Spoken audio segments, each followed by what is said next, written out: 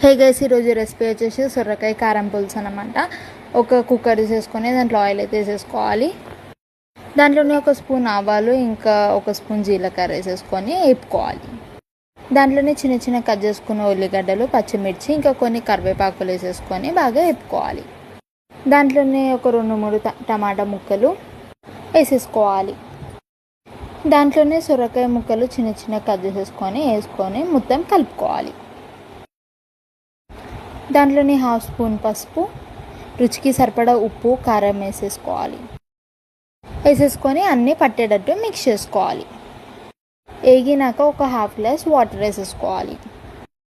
దాంట్లోనే ముందుగానే నానబెట్టుకున్న చింతపండు రసం అంతా వేసేసుకొని బాగా కలుపుకోవాలి.